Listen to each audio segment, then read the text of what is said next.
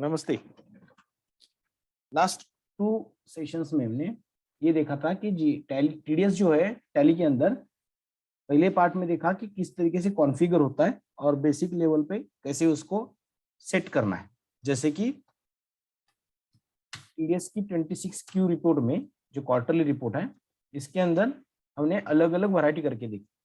Okay, so second part में हमने देखा था कि लोअर डिडक्शन हायर जो जिसको बोलते हैं कि कोई कंसेशनल रेट का सर्टिफिकेट है उसके पास, या फिर जीरो रेट का डिडक्शन, जैसे कि 15G 15H का फॉर्म दिया तो उसको कैसे कॉन्फ़िगर करना है, ये हमने सेकंड पार्ट में देखा था। और थोड़ा एक यहाँ पे ये भी देखा था कि अगर किसी पार्टी को हम टीडीएस कॉन्फ़िगर करते हैं लेकिन उसका जो टोटल टर्नओवर है या उसके साथ जो भी हमारा बिलिंग हुआ है जो टीडीएस के लिए एप्लीकेबल है, ऐसे लेजर का टोटल बिलिंग अगर उस एग्जम्पशन लिमिट के अंदर है, so that is display under this window exemption सीयर under exemption limit. So exemption limit मतलब कि जिसका टीडीएस के लिए एप्लीकेबिलिटी नहीं हुआ है, ऐसे वाउचर्स। ओके, अब इसके बाद ये भी देखा था कि जो ट्रांसपोर्टर कैटेगरी थी या फिर और कोई भी कैटेगरी है कि जिसमें अगर पैन नंबर है तो टीडीएस नहीं काटना है। सो ट्रांसपोर्टर के केस में हमने किसका एग्जांपल लिया था कि अगर ये ट्रांसपोर्टर है और इसी ट्रांसपोर्टर ने ऐसा सर्टिफिकेट डिक्लेरेशन दिया हुआ है हमें कि जिसके अंदर वो बोलता है कि वो 10 उसकी जो लॉरीज होती है या उसका जो भी कैरेज का व्हीकल है वो 10 के अंदर है। सो एज पर रूल्स जो भी अमेंडमेंट हुआ है इसके अंदर बोला गया है कि अभी टीडीएस नहीं काटना है उसका। ओके, सो इसको हमने किस तरीके से सेट किया था कि इस पार्टी को हमने सिंपली टीडीएस एप्लीकेबल किया, कंपनी सेट किया, पैन नंबर भर दिया, नहीं तो वो टीडीएस कट जाएगा पूरा। और हमने जो लेजर बनाया था ट्रांसपोर्ट का, सो यहाँ पे हमने देखा था कि ये ट्रांसपोर्ट की कैटेगरी हमने बनाई है। ओके, कैटेगरी कैसे बनानी हमने ऑलरेडी फर्स्ट वीडियो में सीखा हुआ है। तो यहाँ पे मैं इसको दिखा देता हूँ कि इजी ट्रांसपोर्ट कैटेगरी हमने यस किया था, एनेबल किया था, और रेट में देखो 0 रखा था। ओके, सेकंड वीडियो में मैंने क्या दिखाया था कि यहाँ पे आप 1% 2% भी रख सकते हो। अगर कोई ट्रांसपोर्ट कैटेगरी है लेकिन वो बंदा 10 व्हीकल्स के ऊपर है तो आप यहाँ पे 1% डाल दो और ये कंपनी के लिए 2% डाल। तो इस तरीके से वो मेंटेन होगा। और अगर ये ट्रांसपोर्ट कैटेगरी ऐसी है कि जिसमें टीडीएस 0 रेटेड है तो यहाँ पे 0 सेट कर दो और नीचे एक ऑप्शन पूछेगा इज इट 0 रेटेड, तो हमने यहाँ पे यस कर दिया। और इसका लिमिट जो भी नॉर्मल लिमिट है 30,000 सिंगल बिल और 1 लाख फॉर होल ईयर, तो ये डाल के यहाँ पे रखेंगे और फिर देखेंगे तो इस पार्टी का टीडीएस कटेगा नहीं। ओके, तो जैसे ही हम यहाँ पे ट्रांसपोर्ट कैटेगरी का ट्रांसपोर्ट लेते हैं तो ये कटेगा नहीं। ठीक है, ये लेजर के लिए भी हमने क्या किया हुआ है, वही कैटेगरी यूज किया हुआ। तो एक हुआ प्रोफेशनल फीस का, दूसरा हुआ कैटेगरी फॉर ट्रांसपोर्टेशन। तो एक सिंपल हमने अब तक देखा हुआ था कि टीडीएस कटेगा कैसे, और इसके अंदर हमने एक होल्ड पे रखा हुआ है कि टीडीएस का सेटअप करने के बाद फिर किसी बंदे ने एंट्री ऐसे पास की और जिसमें टीडीएस काटा ही नहीं, तो ये भी हमने एक होल्ड पे रखा हुआ है। इसके लिए हम नेक्स्ट वीडियो में देखने वाले हैं, लेकिन अभी के लिए हमारा टॉपिक है how to deduct TDS in case of advance payments. So let start. अब एडवांस पेमेंट का टीडीएस मतलब क्या होता है, एक एग्जांपल से हम समझ लेते हैं। जैसे कोई कॉन्ट्रैक्टर का पार्टी में यहाँ पे क्रिएट करता हूँ, मेरे पास वो आ गया, मैंने उसको काम का पूरा समझा दिया और उसको बोला इतना काम आपको करना हुआ है, और इसके रिलेटेड उसने बोला कि मेरा 1-1.5-2 लाख रुपए हो जाएगा, जैसे पेंटिंग है या कोई भी काम है लेबर का मेरे पास। फिर वो बोला कि आज एडवांस दे दो तो मैं काम चालू करता हूँ।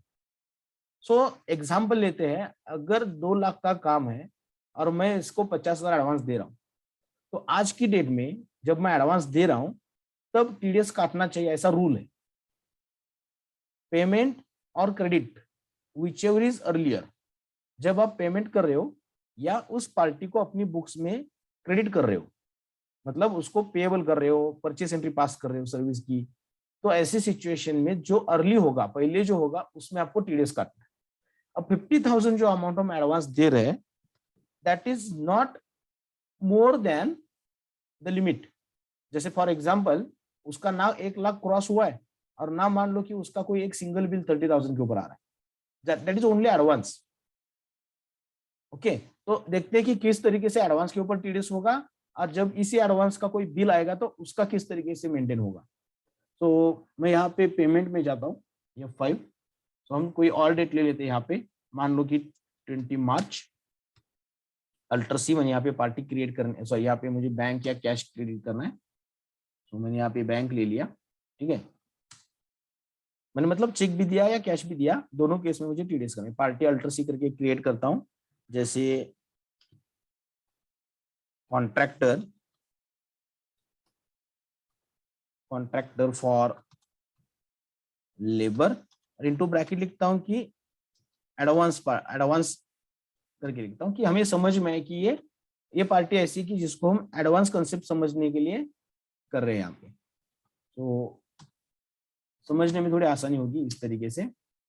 फिर हमने यहाँ पे टीडीएस का डिडक्शन यस किया और फिर हम यहाँ पे इसको इंडिविजुअल है या कंपनी है जो भी है सिलेक्ट करना है, टीडीएस उसी इनवॉइस में काटना है यस। ओके, कौन सा टीडीएस है, तो देखो यहाँ पे कोई टीडीएस का कैटेगरी है ही नहीं, तो मैं एक नया कैटेगरी बना देता हूँ क्रिएट। तो क्या एक रिवीजन हो जाएगा, हेल्पर के अंदर गया मैं यहाँ पे 194C, ये जो होता है अपना लेबर कॉन्ट्रैक्ट का सेक्शन होता है। आप चाहो से टाइप भी कर सकते हो, payment to contractors, enter. Okay, chartered accountant ने डिस्कस करके आपको ये लेना है, ट्रांसपोर्ट कैटेगरी नहीं है, और सिंगल बिल 30,000, इंडिविजुअल होगा पर्सन वो सामने वाला तो 1%, पैन नंबर नहीं रहेगा तो 20%, नॉन इंडिविजुअल मतलब कंपनी फर्म रहेगा तो 2%, और पैन नंबर नहीं रहेगा उसका तो 20%, और पूरे साल का लिमिट 1 लाख। मान लो किसी केस में सिंगल बिल का लिमिट है ही नहीं, तो यहाँ पे ब्लैंक रखो 0, और पूरे साल में मान लो आप 1 लाख क्रॉस होने का वेटिंग नहीं करोगे, you want to deduct TDS from first invoice, first bill, first transaction, तो यहाँ पे भी 0 रखो इन केस, तो इस तरीके से वो मेंटेन होगा। ठीक है, तो हमने यहाँ पे पार्टी में वो कैटेगरी सिलेक्ट कर ली बना के, पेमेंट टू कॉन्ट्रैक्टर्स, एक्सेप्ट। यहाँ पे पैन नंबर डाल देता हूँ, नहीं तो 20% हो जाएगा वापस। बाकी जीएसटी में रजिस्टर रखता हूँ क्योंकि हम टीडीएस का सेशन में ही काम करेंगे। अब अगर फॉर एग्जांपल मैं यहाँ पे 50,000 का एडवांस देता हूँ, ओके, तो यहाँ पे मुझे क्या करना पड़ेगा, यहाँ पे इसको बोलना पड़ेगा दैट इज एडवांस। देखो 4 टाइप की बिल रेफरेंसेस होती है टैली के अंदर, ये आज से नहीं है, 1986 से ये टेबल है। एडवांस होगा मतलब आप पहले पैसे दे रहे हो, अगेंस्ट रेफरेंस मतलब किसी बिल के अगेंस्ट पैसे दे रहे हो या ले रहे हो, न्यू रेफरेंस मतलब ना एडवांस है ना कोई अगेंस्ट रेफरेंस है, लेकिन कोई रेफरेंस आप बनाना चाहते हो वहां पे। ऑन अकाउंट मतलब उसका कोई रेफरेंस ही नहीं है और ऊपर के ऊपर आप इसको 5-10 हजार ऐसे दे रहे हो, किसी रेफरेंस के साथ इसको मैच नहीं करना है। तो मैं एडवांस लेता हूं और हम इसको समझने के लिए ऐसे लिखते हैं EDV 123 कि समझ में है कि ये एडवांस हमने दिया था। ओके, और फिर हम यहाँ पे लेते हैं टीडीएस। अब टीडीएस का लेजर भी हमें बनाना पड़ेगा जो 94C का होगा, तो मैं यहाँ पे क्रिएट करता हूँ टीडीएस 194C, ऐसे बोल सकते हैं, या टीडीएस 1%, 2% आपको जो अलग अलग निकालने तो आप वो भी कर सकते हैं। फिर हमने यहाँ पे ड्यूटीज एंड टैक्सेस लिया, टीडीएस का लेजर लिया, कैटेगरी आएगा पेमेंट टू कॉन्ट्रैक्टर्स, बाकी कोई सेटअप नहीं है। अब देख लो यहाँ पे 50,000 का 500 टीडीएस हो रहा है। अब इसका मीनिंग क्या हुआ, 50,000 आप इसको पेमेंट कर रहे हो और माइनस 500 आपका हो जाएगा, तो पार्टी को कितना मिलेगा 49,500। तो ये सिचुएशन में हम इसका चेक नंबर डाल देंगे और एंट्री सेव करेंगे।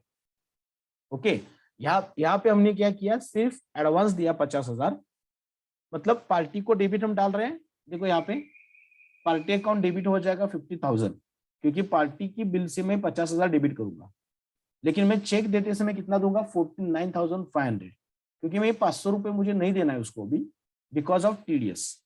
ओके, क्योंकि मुझे पहले ही पता है कि उस बंदे के साथ जो मैं काम कर रहा हूँ ये 1 लाख 2 लाख बहुत बड़ा होने वाला है, और मुझे वेट नहीं करना उसकी बिल आने का। एज पर रूल्स ऐसा करना है कि उसका पैसे देते समय ही टीडीएस डिडक्शन करना है। ओके, सो हम चलते हैं अभी, मान लो इसका बिल आ गया हमें 22 मार्च में इसका बिल आ गया। ओके, इसका पहला बिल आ गया, मान लो 89 नंबर का 899, और पेमेंट टू कॉन्ट्रैक्ट हम का पार्टी ले लेते हैं एडवांस वाली। ओके, अब यहाँ पे हम इसको लेबर चार्जेस का हमने एक शायद लेबर बनाया होगा, चलो पेंटिंग चार्जेस का एक लेजर बना देते हैं। पेंटिंग चार्जेस, मान लो ये पेंटिंग का काम करने आ रहा है मेरे पास, इनडायरेक्ट एक्सपेंडिचर्स, बाकी कोई सेटअप नहीं है, जीएसटी टेम्पररी नॉट एप्लीकेबल करता हूँ, टीडीएस एप्लीकेबल, और कैटेगरी तो हमने ऑलरेडी बना के रखी हुई है, ठीक है, एक्सेप्ट। मान लेते हैं कि उसका 1,25,000 का बिल आ गया, 1,25,000 फर्स्ट बिल, इंटर। अगर मैं टीडीएस करता हूँ यहाँ पे, टीडीएस कौन सा, मुझे 194C का सेक्शन सिलेक्ट करना है, 10 का सिलेक्ट करूंगा तो कुछ होगा ही नहीं, इंटर। जैसे मैंने 194C का सिलेक्शन किया, वैसे ही टैली ने मुझे पूछ लिया adjust against advance TDS payment. मतलब वो क्या पूछ रहा है, इसी बिल का वो अगर एडवांस था, जो आप अभी बिल क्रिएट कर रहे हो, अगर था, तो आप चाहते हो कि उस बिल का एडवांस सेटलमेंट इसके साथ करूं, उसका जो टीडीएस था वो एडजस्ट करूं या ना करूं। अगर आप नो रखोगे तो हम टैली एक एज्यूम करेगा कि ये बिल अलग, वो एडवांस अलग था, ये बिल अलग था। जैसे कि अगर उस पेंटर ने एक पेंटिंग का काम लिया हुआ है और एक दूसरा कोई और क्लीनिंग का काम लिया हुआ है, दोनों 194C के कॉन्ट्रैक्ट है, मुझे पता है कि उसका जो एडवांस था ये नहीं है, तो मैं यहाँ पे नो रखूंगा। अगर मुझे पता है कि वही एडवांस था, तो मैं यहाँ पे एनेबल वो यस कर दूंगा कि भाई जो एडवांस मैंने दिया है उसको, उसका जो टीडीएस था उसको यहाँ पे एडजस्ट कर दूं। Okay, enter. तो टैली यहाँ पे एक ऑप्शन पूछेगा, तो मैं यहाँ पे लेता हूँ अगेंस्ट रेफरेंस। अब मुझे पार्टी को एंट्री कितनी करनी है, 1,25,000। अब इसका बाइफर्केशन कैसे होगा, अगेंस्ट रेफरेंस, और ये मेरा एडवांस था, पेमेंट का फर्स्ट नंबर वाउचर था, एंटर। कितना था, देखो यहाँ पे 50,000, एंटर। उसका कोई टीडीएस कटेगा नहीं, क्योंकि 50,000 का 500 रुपए टीडीएस ऑलरेडी टैली ने काटा हुआ है, तो देखो टीडीएस कुछ नहीं कटा। अब कोई और दूसरा एडवांस होगा तो अगेंस्ट रेफरेंस वापस ले लो, नहीं है तो आप न्यू रेफरेंस ले लो यहाँ पे। अब न्यू रेफरेंस में उसने क्या किया, परचेस 15, तो परचेस 15 मतलब ऊपर देखो 15 नंबर का मेरा 15 नंबर का एंट्री का वाउचर नंबर का काउंट यहाँ पे आ गया, ठीक है। तो यहाँ पे देखो 75,000, मतलब क्या हुआ, 1,25,000 के लिए 50,000 पहले एडवांस का था, 75,000 वो नया रेफरेंस हुआ, और इसके ऊपर सिर्फ 750 अपने आप कट गया, एंटर देना है। देखो यहाँ पे 1,25,000 का टोटल क्रेडिट हुआ पार्टी में, लेकिन फर्स्ट रेफरेंस उसने सिलेक्ट किया कि ये एडवांस के अगेंस्ट एडजस्ट हो रहा है। अब दूसरा रेफरेंस न्यू रेफरेंस लिया, पहले में देखो अगेंस्ट रेफरेंस लिखा है, सेकंड में देखो न्यू रेफरेंस लिखा है, एंटर। तो यहाँ पे देखो भले इनवॉइस वैल्यू इसका 1,25,000 है, टीडीएस कट रहा है 750, मतलब वापस रिपीट टीडीएस तो नहीं होगा। एक बार 50,000 देते समय 500 काटा, और वापस 1,25,000 देते समय 1,250 कटेगा, ऐसे तो नहीं होगा, तो डबल टीडीएस हो जाएगा। Okay, enter. Okay, new reference, ये तो हमारे लिए पता है कैसे होना है, ये तो हमने सीखा भी था 2 वीडियोस में। अब इस बिल के अंदर देखो इतना ही टीडीएस रेफरेंस हो रहा है, एंटर और एक्सेप्ट। बहुत सिंपल टॉपिक है, लेकिन अगर टीडीएस की कंसेप्ट पता है किसी बंदे को, तो वो टैली के अंदर अच्छे से इंप्लीमेंट कर पाएगा। एक बार मैं जस्ट रिकैप करता हूँ शॉर्ट में, जैसे मैं एक पार्टी के लेजर में जाता हूँ तो जल्दी से पता चलेगा कौन कौन सी एंट्री की है। पहले मैंने पेमेंट का एंट्री किया, कैसे किया, यहाँ पे पार्टी के अंदर एडजस्टमेंट क्या किया, यहाँ पे इंडिविजुअल कंपनी सेटअप सिलेक्ट किया है, पैन नंबर डाल दिया, नहीं तो 20% कटेगा। और यहाँ पे मैंने बोला एडवांस है ये, और एडवांस के लिए मैंने 50,000 डाल दिए। टीडीएस मैंने लेजर बनाया, that is under duties and taxes TDS. Category मैंने वही ले ली जो पेमेंट टू कॉन्ट्रैक्टर्स की हमने बनाई है। फिर हमने देखा कि 50,000 के ऊपर 500 कट गया, चेक नंबर डाल दिया, पार्टी एंट्री सेव कर ली। जैसे बिल करने गया हूं मैं यहाँ पे, मैंने एक लेबर का चार्जेस का एक लेजर बना के रखा। यहाँ पे मैंने 1,25,000 ज्यादा अमाउंट डाल दी, तो उसने 50,000 लेके गया हुआ है। एक्चुअल में मुझे उसको 50,000 कम करके ही बिल देना है, लेकिन टीडीएस कौन से बिल का काटना है? 1,25,000 माइनस एडवांस 50,000, तो बचा 75,000। तो टीडीएस कटना चाहिए 75,000 के ऊपर, जो टैली ने यहाँ पे अपने आप सेटल कर लिया। बट आपको सही से यहाँ पे सिलेक्ट करना पड़ेगा। अगर आप एडवांस सेटलमेंट नहीं करोगे यहाँ पे, तो टीडीएस वापस 1,25,000 का कटने वाला है। तो ये बहुत सिंपल से हुआ। अब इस पार्टी को जो पैसा देंगे 74,250 देंगे, तो इस तरीके से वो नील हो जाएगा। सो देखते हैं display statute report TDS 26Q, या तो आप सीधे गोटू में चले जाओ और वहां से आप देख सकते हो। ठीक है, सो हमने 22 मार्च में कुछ एंट्री किया था, सो जस्ट मैं 20 मार्च से आगे का ही लेता हूँ रिपोर्ट। तो यहाँ देखो 1,25,000 का नॉर्मल रेट से टीडीएस कटने वाला है, और इसके ऊपर होना चाहिए था 1,250, आपने भी काटा 1,250, टोटल 1,250 हो गया है, बैलेंस डिडक्टिबल कुछ भी नहीं। सो इस तरीके से एडजस्ट हो जाएगा। फॉर प्रैक्टिस आप लोग ऐसे भी कर सकते हो, एडवांस दे दो किसी एक क्वार्टर के अंदर, जैसे कि हम अभी 4th क्वार्टर में हैं, तो आप एडवांस देते समय 3rd क्वार्टर में दे दो, और बिल करते समय उसको उसका परचेस एंट्री लेते समय 4th क्वार्टर में ले लो, और इसको भी चेक कर लो। तो यहाँ पे जो प्रीवियस पीरियड लिखा है, एसेसेबल वैल्यू के अंदर प्रीवियस पीरियड लिखा है, उसके बाद डिडक्टेड टीडीएस के अंदर भी प्रीवियस पीरियड लिखा हुआ है, तो टैली अपने आप प्रीवियस पीरियड से भी खींच लेगा। जैसे किसी पार्टी का प्रीवियस पीरियड के अंदर कोई बिल था जब उसका लिमिट क्रॉस नहीं हुआ था, तो अभी क्रॉस हो रहा है, तो टैली वो सब कुछ एडजस्ट कर लेगा। तो मैं ट्राई कर रहा हूँ कि 3 या 4 सेशन के अंदर टीडीएस पूरा सिखाऊं, लेकिन फिर हम और डिटेल्स लेंगे तो शायद और चार वीडियोस हो जाएंगी। सो नेक्स्ट वीडियो में हम देख रहे हैं कि जो भी शॉर्टेज हमने किया था यहाँ पे टीडीएस का, आप देखो एक शॉर्टेज हमने किया था, अकाउंटेंट ने बिल पास किया लेकिन टीडीएस काटा ही नहीं। तो ऐसी मिस्टेक बहुत होती है, तो इसको कैसे डिडक्शन करना है, उसके बाद सेम वीडियो में हम ये भी देखेंगे कि अगर ये टीडीएस जो काटा हुआ है इसको हम पे करते हैं तो कौन सी वाउचर से पे करोगे, इसकी चलन कैसे निकालोगे, और इसको रिकंसाइल करके टैली के अंदर कैसे हैंडल करोगे। तो यहाँ पे देखो आपने कोई पेमेंट ही नहीं किया। सो टीडीएस की रिटर्न की बेसिक रिक्वायरमेंट है, पेमेंट पहले होना चाहिए, टीडीएस की अमाउंट का पेमेंट पहले होना चाहिए। सो देखते हैं नेक्स्ट वीडियो के अंदर। So thanks for that.